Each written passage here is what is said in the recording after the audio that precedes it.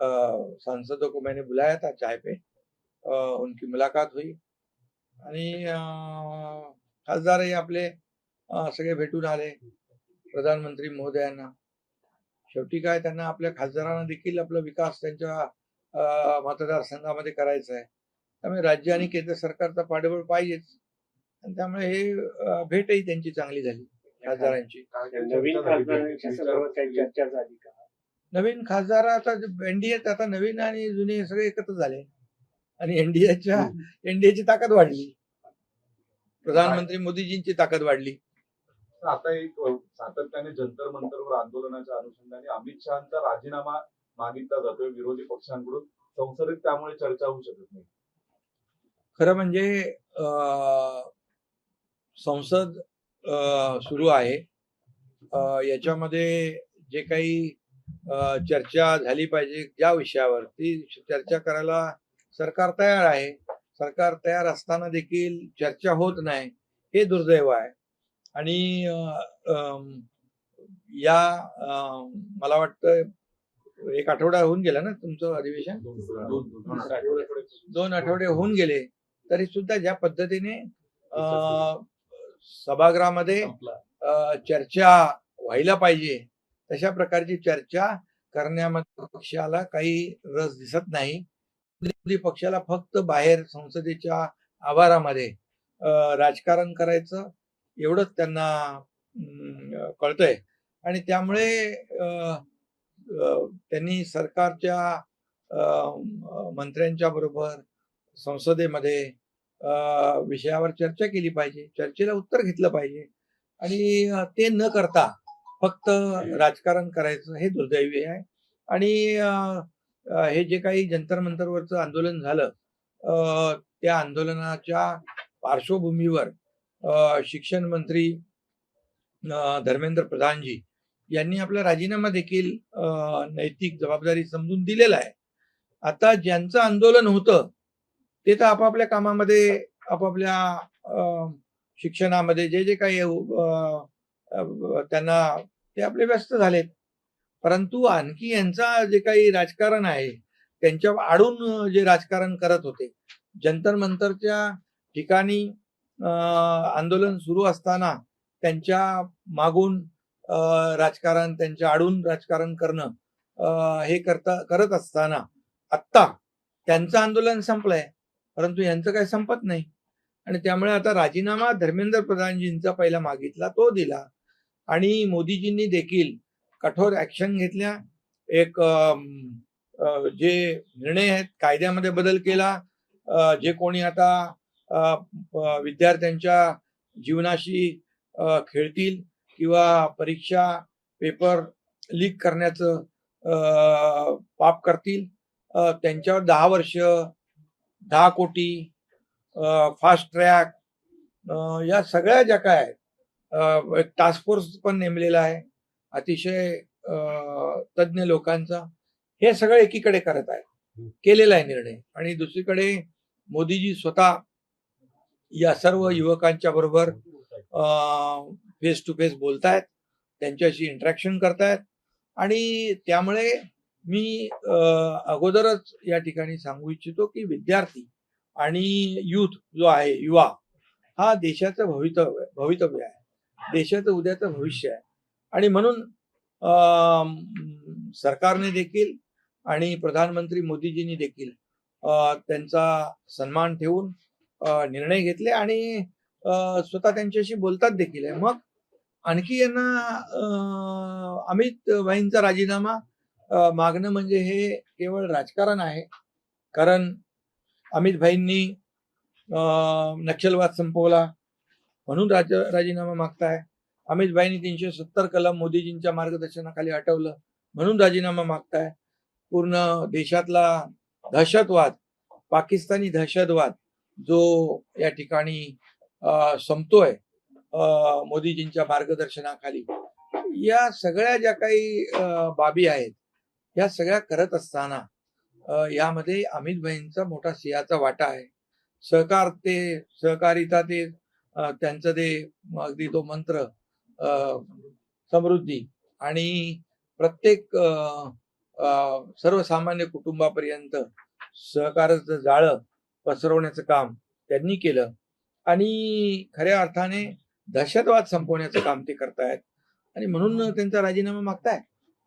ही केवळ राजकारण आहे आणि त्यांनी खऱ्या अर्थाने सभागृहामध्ये येऊन चर्चा केली पाहिजे. मी यापूर्वी देखील म्हणालो होतो, विरोधी पक्ष नेते म्हणून जो काही त्यांचा अधिकार आहे तो सभागृहामध्ये चर्चा करण्याचा, त्याचबरोबर विरोधी पक्ष नेते म्हणून आंदोलन करण्याचा पण त्यांना अधिकार आहे. परंतु जंतर मंतरला आंदोलन न करता पंतप्रधान मोदीजींच्या निवासाच्या बाहेर आंदोलन करणं हे पण एक मोठं षडयंत्र होतं आणि म्हणून फक्त राजकीय स्टंट न करता या ठिकाणी पॉझिटिव्ह सकारात्मक चर्चा केली पाहिजे. आणि अमित भाईंचा राजीनामा मागणं म्हणजे एक प्रकारचं निव्वळ राजकारण आहे. याच्यामध्ये एकच मी सांगतो, हाती काय एक म्हण आहे ना, हाती चले बाजार, बाकी पुढचं मी काय बोलत नाही. पण सर, याच्यामध्ये काँग्रेस पक्षाचा असो, शिवसेना उद्धव बाळासाहेब ठाकरे पक्षाचा असो, थेट आरोप आहे की विद्यार्थ्यांना मारहाण करण्यामध्ये अमित शहानी आदेश दिला. त्या मारहाणीच्या प्रश्नावरती उत्तर द्या. बॅलेट गन चालवण्याचे आदेश त्यांनी आदेश दिले. दिले. हा प्रमुख आरोप. हा प्रमुख आरोप आहे. त्यावर त्याला बोलावं लागेल ना. हे कोण म्हणतंय? विरोधी पक्ष म्हणताय. हा, विरोधी पक्ष म्हणतायत. मग ज्या लोकांनी लाठीचार्ज केला, ज्या लोकांनी ज्या काय आंदोलनामध्ये कार्यवाही केली, त्याची चौकशी तर होतेच आहे ना. प्रधानमंत्री महोदयांनी ते सांगितलेलं आहे की त्यांची चौकशी होणार, कोणालाही सोडलं जाणार नाही. त्यामुळे प्रधानमंत्री महोदयांनी सांगितल्यानंतर हे राजीनामा मागण्याचं जे काही नाटक आहे हे राजकारण आहे. त्यांचा हाही आरोप आहे की गेल्या जेव्हापासून ही घटना घडली 20 तारखेनंतर अमित शहा संसदेमध्ये आले नाही. जेव्हा संसद बंद होते तेव्हा अमित शहा येतात आणि लपून छपून काम करतात. अमित शहा येतील, अमित शहा बोलतील तेव्हा हे पळून जातील. अमित शहानी जे केलेलं आहे त्यांचं एक वाक्य पण संसदेतलं मला आठवत आहे की हम खून देंगे लेकिन हमारे देश के जमीन का इंच तुकडा नहीं देंगे. कुठल्या तरी ह्याच्यात तुमच्या सभागृहामध्ये बोललेत ना, भाषण केलेलं आहे नक्षलवादाच्या वर, 370 वर आणि या देशातल्या दहशतवादावर. त्यामुळे ते त्यांनी देशभक्ती काय ही दुसऱ्यांनी त्यांना शिकवण्याची आवश्यकता नाही. आज तुमच्या दौऱ्याच्या पार्श्वभूमीवर अरविंद सावंत म्हणतात की सुप्रीम कोर्टात 2 दिवस सुनावणी झाली आणि त्यामुळे त्यांनी दिल्ली दौरा केला. काका मला वाचवा असं म्हणण्यासाठी त्यांनी खरं म्हणजे त्यांचा न्यायालयावर विश्वास आहे की नाही तो एकदा त्यांनी ठरवलं पाहिजे. यापूर्वी देखील जेव्हा सुनावण्या होत होत्या तेव्हा देखील पेढे वाटत होते. हे सरकार घटनाबाह्य आहे, हा मुख्यमंत्री घटनाबाह्य आहे. परंतु आम्ही सरकार जे स्थापन केलं होतं ते पूर्ण संविधानाचा आदर आणि सगळं नियम पाळून, कायदे पाळून सरकार आम्ही स्थापन केलं होतं. आणि हे चंद्रचूड साहेबांच्या जजमेंट मध्ये देखील हे स्पष्टपणे त्यांनी केलेलं आहे की हे सरकार बेकायदेशीर नाही, घटनाबाह्य नाही. त्यामुळे जी कॅसेट ते अगोदर वाजवत होते तीच पुन्हा परत वाजवत आहेत. आणि त्यामुळे मी आपल्याला सांगतो की आमचं सरकार फुलप्रूफ होतं. ते सरकारचा टेन्युअर संपला, आमदारकीचा टेन्युअर संपला. आता आमदारांचं डिस्क्वालिफिकेशन मागतायत की कुठल्या काय म्हणतात, मूर्खाचं नाही मी म्हणत, परंतु कुठल्या काळात वावरतायत. अरे, आणि दुसरी गोष्ट, आता शिवसेना, सिम्बॉल या सगळ्या गोष्टी न्याय प्रविष्ट आहेत. आणि ज्यावेळेस चंद्रचूड साहेबांनी निकाल दिल्यानंतर हेच लोक म्हणाले होते आम्ही आता जनतेच्या न्यायालयात जाऊ आणि आम्हाला जनता न्याय देईल. काय परिस्थिती आहे त्यांची? शिवसेनेचे 60 आमदार निवडून आले, जनतेने पूर्णपणे आम्हाला आशीर्वाद दिला, जनतेने पाठिंबा दिला, आणि जे आरोप करत होते त्यांचे किती निवडून आले? विरोधी पक्ष नेता होणे इतके पण नाही आले. त्यामुळे जनतेच्या न्यायालयात देखील आम्हाला जनतेने स्वीकारलं, आशीर्वाद दिलेले आहेत. आमचा न्यायदेवतेवर विश्वास आहे. हे प्रकरण न्यायप्रविष्ट असल्यामुळे मी जास्त याच्यात खोलात जाऊ इच्छित नाही. निकालानंतर पुन्हा एकदा अशी टीका करतील ते न्यायव्यवस्थेवरती.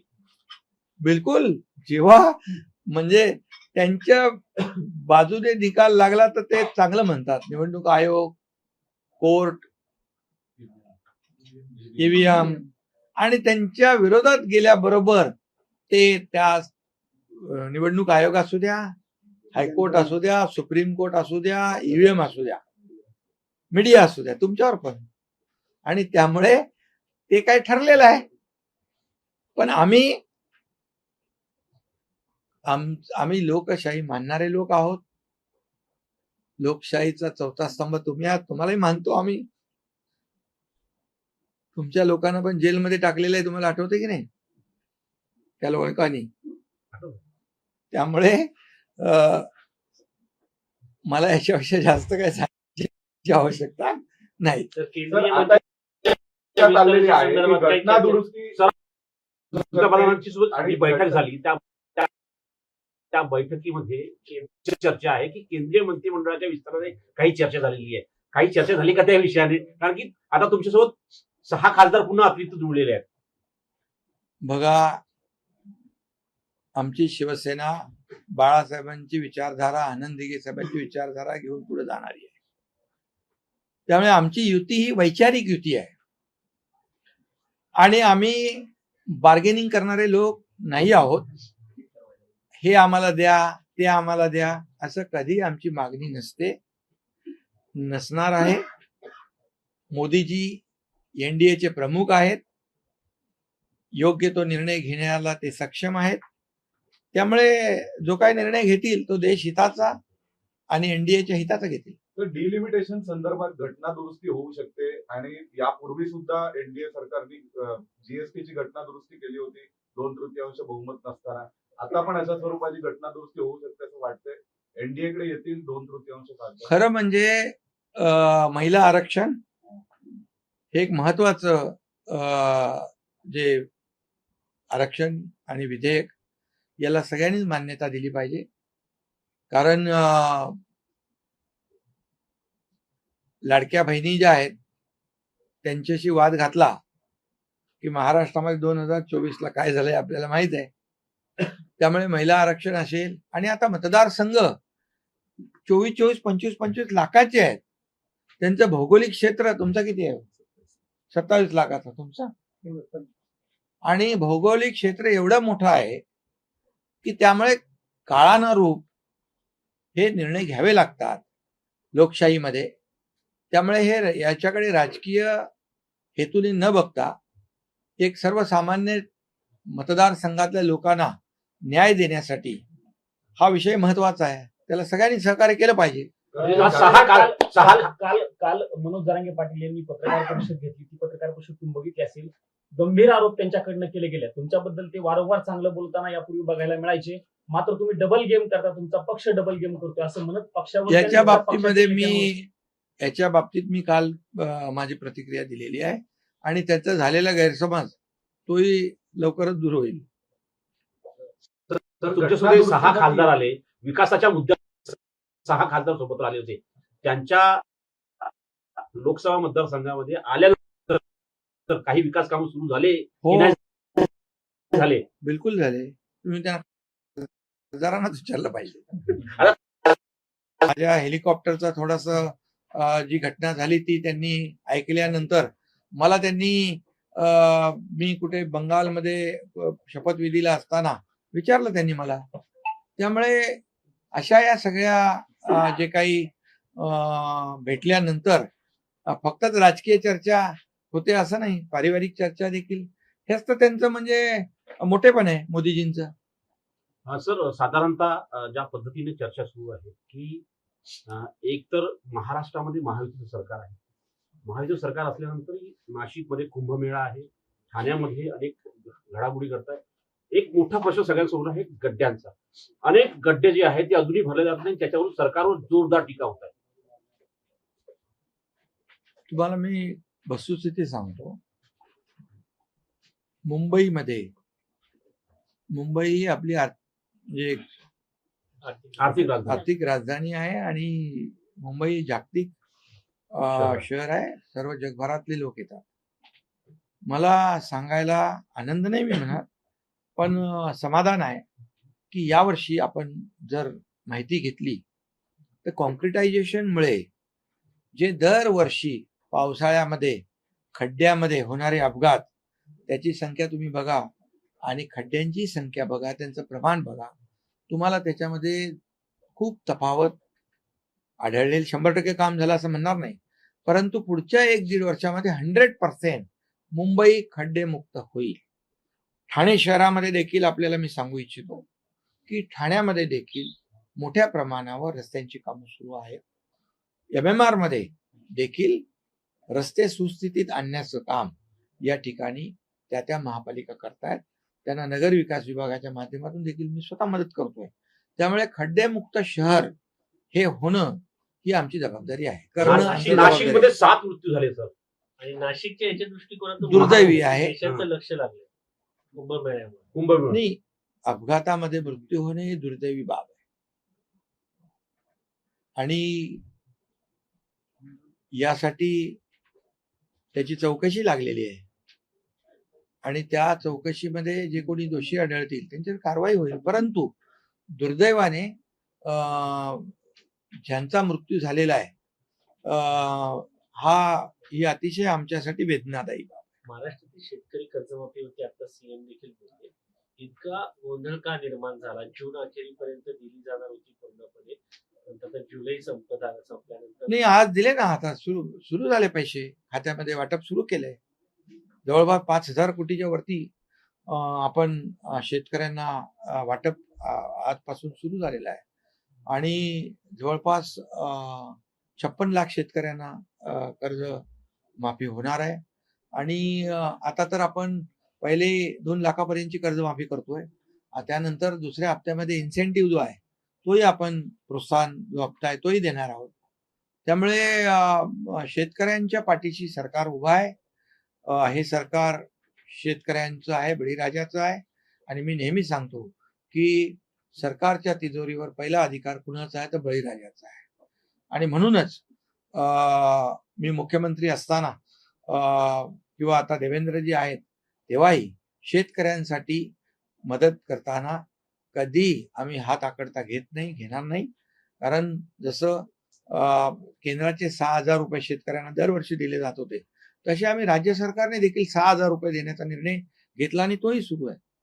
सर, पृथ्वीराज चव्हाण यांनी केंद्र सरकारवर टीका केली आहे.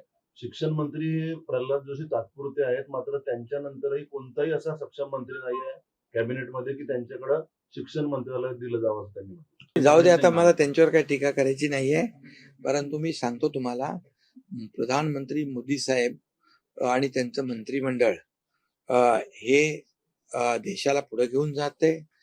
आता मी 2014 पूर्वीची परिस्थिती तुम्ही पहा, कुणाचं सरकार होतं?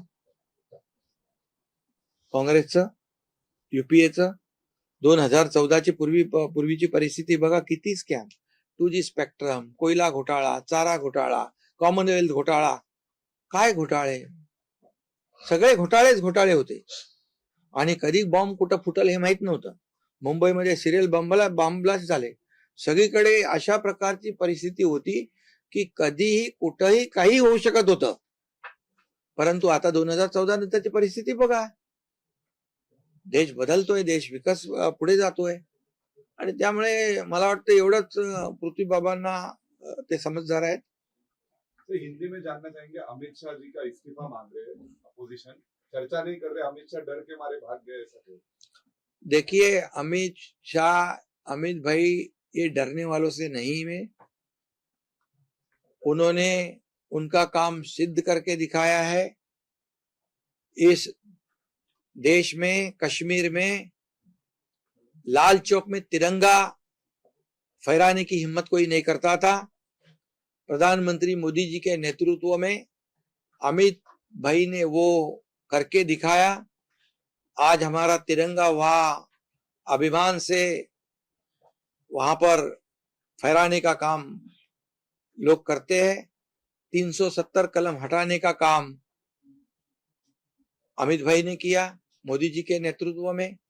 देश का नक्सलवाद खत्म करने का काम किया है, देश का आतंकवाद खत्म करने का काम किया है। तो ये राजीनामा मांगना ये तो बिल्कुल राजनीति है। जिनका इस्तीफा मांगा था शिक्षा मंत्री का, ये युवाओं का मान सम्मान, उनकी मांग को ध्यान में रख के धर्मेंद्र प्रधान जी ने वो इस्तीफा दे ही दिया और आंदोलन भी खत्म हो गया युवाओं का। ये युवा जो है वो देश का भविष्य है, इसलिए मोदी जी उनसे बार बार इंटरेक्शन कर रहे हैं, बात कर रहे हैं। और अभी ये जो राजनीति चल रही है फिर सिर्फ राजनीति है। आज संसद चल रही है लेकिन उसमें कोई चर्चा करने को आता नहीं, बाहरी चर्चा करते, बाहरी स्टंट करते हैं। ये केवल राजनीति है और लोग समझदार है। देश की 140 करोड़ जनता मोदी जी के साथ है। मोहन भागवत जी ने जेएनजी के साथ जो बातचीत की उसको लेकर आलोचना कर रहे विरोधी पार्टी।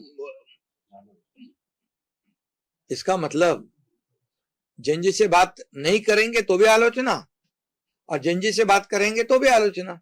क्या चाहते हैं क्या वो लोग? ये जेएनजी जो है देश का भविष्य है ना।